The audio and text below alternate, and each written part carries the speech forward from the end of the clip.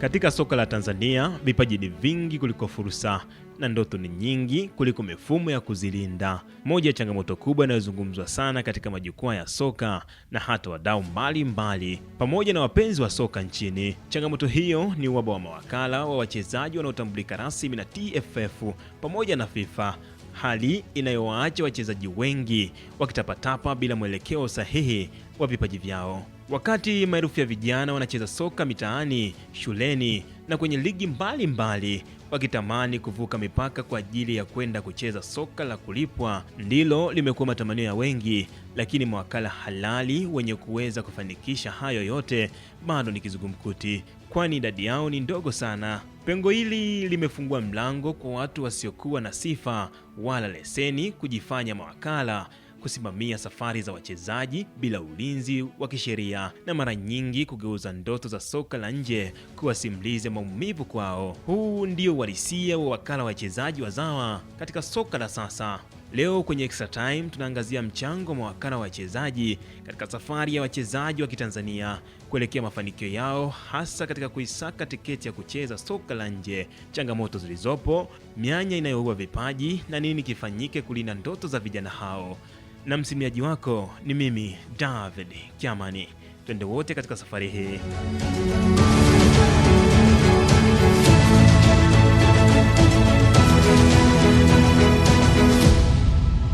Katika soka la kisasa, wakala wa mchezaji si mtu wa pembeni tu, bali ni kama mwanga wa jua la asubuhi lenye kuakisi nuru ya mafanikio ya kutwa nzima, kwani yeye ni daraja katika kipaji na fursa, ni mlinzi wa maslahi ya wachezaji nje ya uwanja na ni mshauri wa maamuzi anayeweza kuijenga au kuibomoa taaluma yake. Wakati mchezaji anapambana uwanjani kwa kutumia miguu, akili na moyo wake, mithili ya askari katika uwanja wa vita anayepigania uhuru, vilevile kuna mtu mwingine anapambana akiwa ofisini kwa mikataba na maamuzi ya muda mrefu. Hivyo bila wakala sahihi katika kusimamia mchezaji, hata kipaji kikubwa na ufundi wa kisoka alionao upotelea njiani. Kwa wachezaji wengi wa Tanzania, soka la nje linaonekana kuwa ni ndoto inayong'aa mbali sana pasi na kufikia. Ndoto hii huweza kujengwa kupitia ligi ya ndani, mashindano ya vijana na matumaini ya mashabiki. Hata hivyo, kati ya ndoto na uhalisia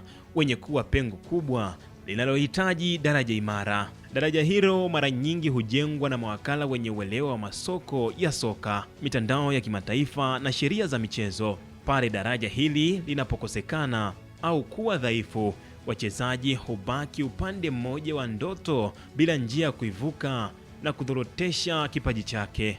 Katika miaka ya hivi karibuni, wapo wachezaji wachache wa Kitanzania walionekana kufungua milango ya soka la nje kupitia mchakato uliopangwa na mifumo sahihi iliyowekwa kwenye mazingira sahihi. Mfano unaoonyesha hilo ni Mbwana Ali Samata, Haji Mnoga na Kevin John, ambapo safari zao zinaakisi kile kinachowezekana pale kipaji chao kinapokuwa na mwelekeo sahihi.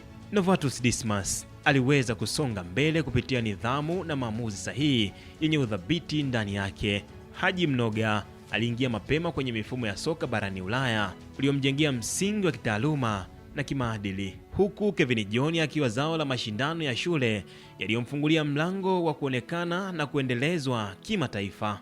Mifano hii inathibitisha kuwa vipaji vya Tanzania vipo, lakini vinahitaji macho sahihi ya kuviona, mikono ya kuvilinda na mifumo ya kuviongoza. Hata hivyo, mafanikio haya machache yanaibua swali kubwa zaidi. Je, ni kwa nini wachezaji wachache tu wanaofanikiwa wakati vipaji ni vingi? Jibu moja kubwa linabaki kuwa uhaba wa mawakala wanaotambulika rasmi. Tanzania ina maelfu ya wachezaji, lakini idadi ya mawakala halali ni ndogo sana. Hali hii inawaacha wachezaji wengi wakienda kwa bahati nasibu tu, huku majaribio yasiyo rasmi na ahadi zisizo na matarajio kubaki kuwa kidonda kisichokuwa na tiba kwao. Kutokana na hali hii, wachezaji wengi hujikuta wakisaini mikataba bila kuelewa, wakisafirishwa nje ya nchi bila ulinzi wa kisheria, au wakikwama ugenini bila msaada. Mbali na kuharibu taaluma za wachezaji binafsi, jambo hili pia huathiri taswira za soka la Tanzania kimataifa.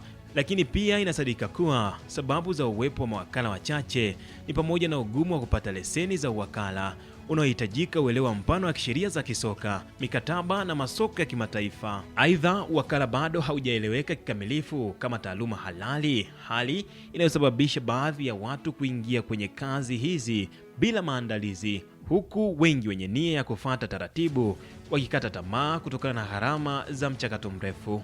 Hapa ndipo jukumu la serikali na TFF linapokuwa la msingi. Soka ni ajira na ajira inahitaji mfumo sahihi.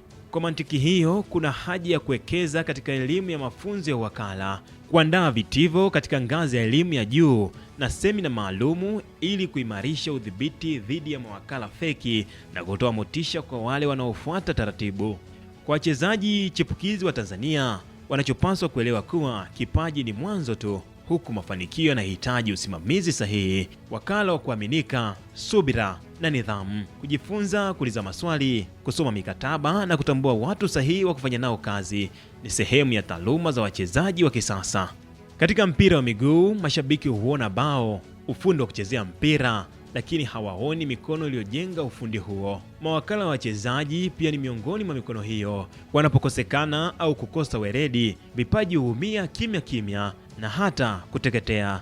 Lakini wanapokuwepo kwa uadilifu na taaluma, huifanya ndoto ya soka la nje kuwa safari ya heshima na mafanikio makubwa kwa wachezaji. Hivyo hatima ya vipaji vya Tanzania katika soka lipo katika jinsi mifumo ya uwepo wa mawakala bora wenye taaluma na uwajibikaji kwa wachezaji wanaowasimamia. Kufikia hapo sina la ziada. Hii ni Extra Time ya SAUT TV. Tukutane tena panapo majaliwa wiki ijayo. Mimi ni David Kiamani.